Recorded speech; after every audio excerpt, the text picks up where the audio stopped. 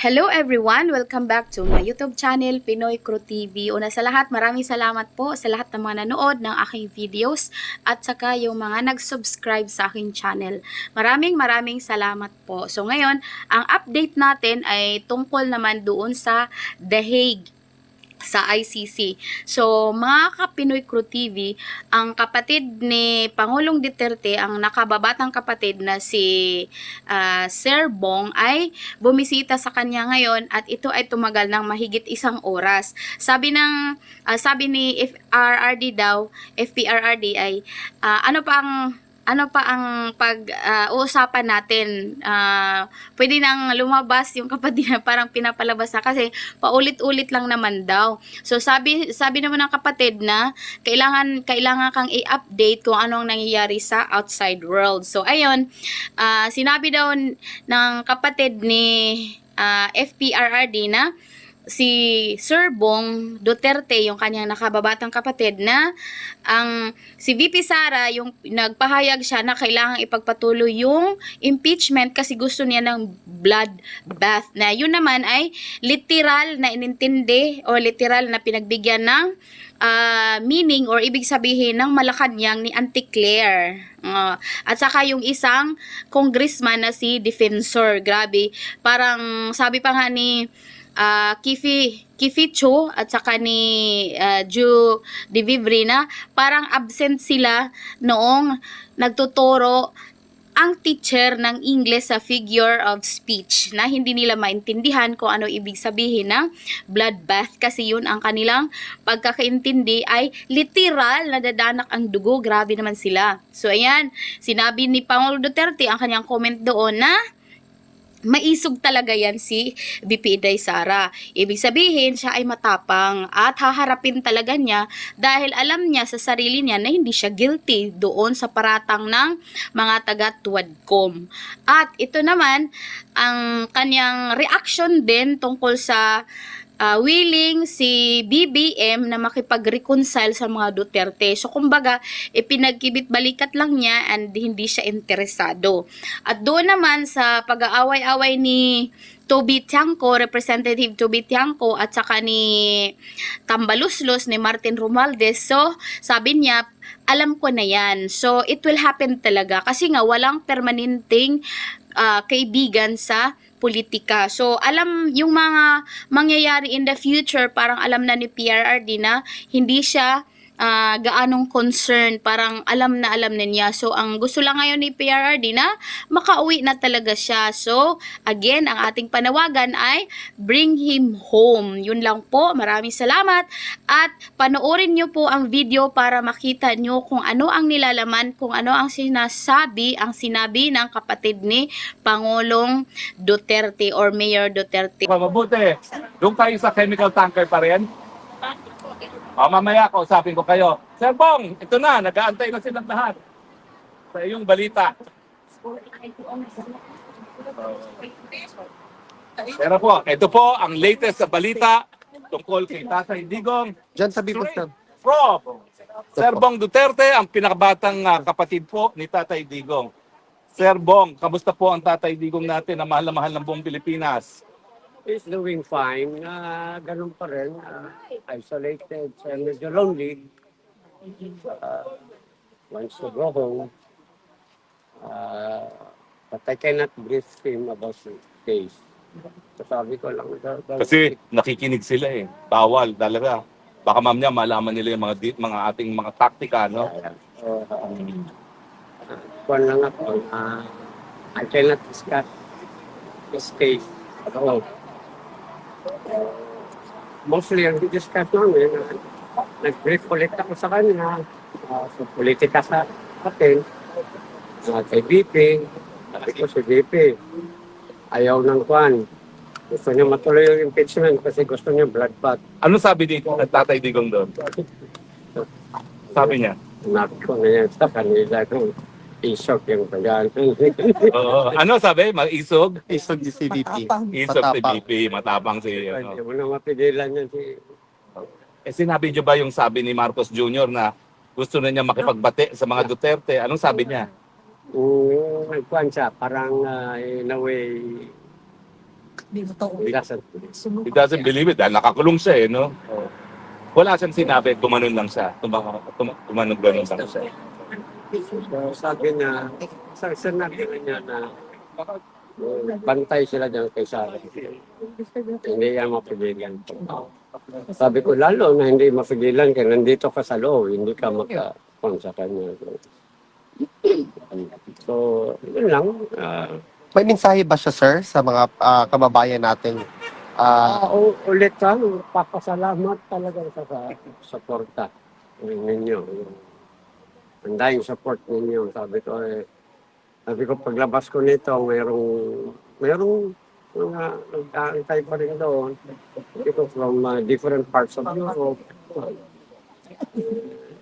Although sinabi niya na Wala siya gastos. parang concerned din sila sa inyo na, you know, you have to go all the way here just for what.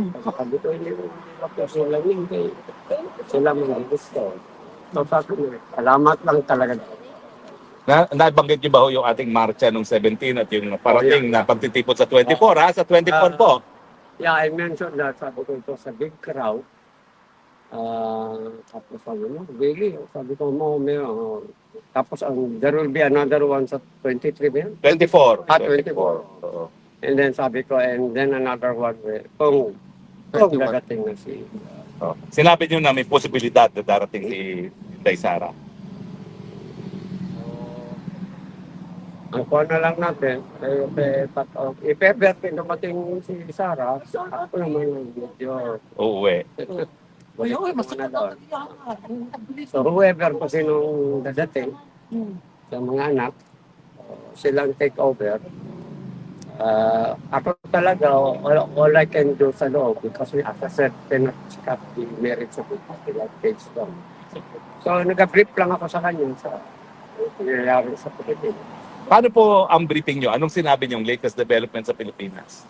Personally ko yung si BBM, gusto ng conciliation, si Dilimam, null and void yung kanyang acquittal,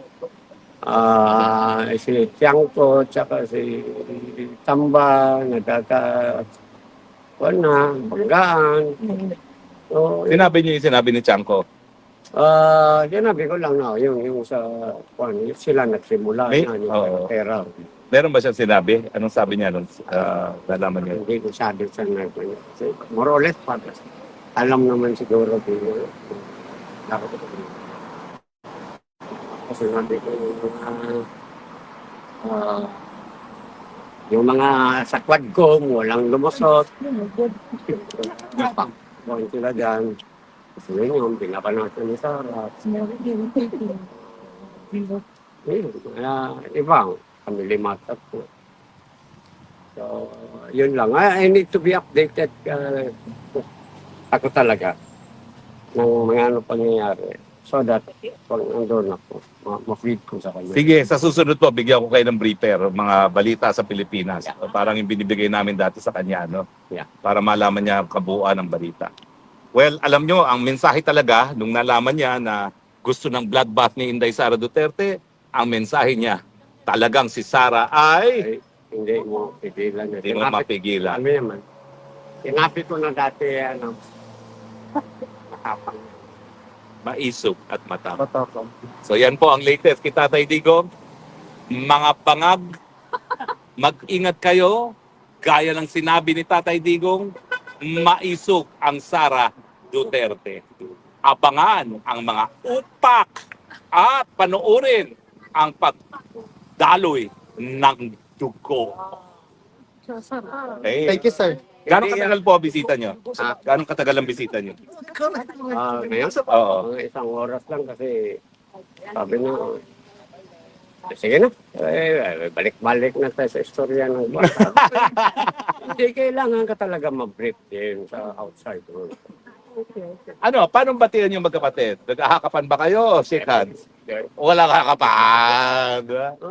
Mag-akap lang ako sa kanya o magiging concern ako sa kanya. Kung may makita ako sa kanya, physical appearance, wala. Okay naman. Thank you. Ay, sa kabila ka ba? Still, as the witty ko, ano yung biro, alam mo yung kuha niya. Kaya lang, medyo tamlay lang kay. Sabi ko, sige lang, makakalabas ka rin.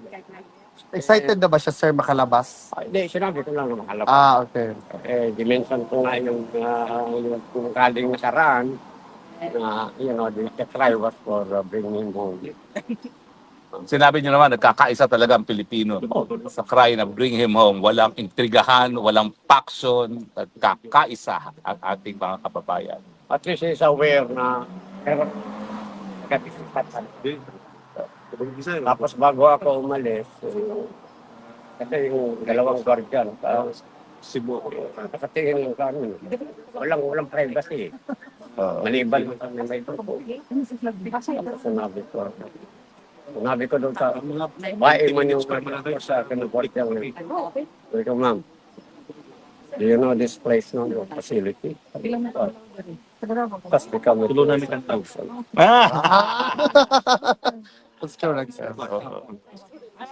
Well, maraming salamat, Sir Bong, ha, at sa yung susunod na report sa Biyernes, no? Brief me on Biyernes. that. Okay, para ma-summarize natin ang mga news reports, ha?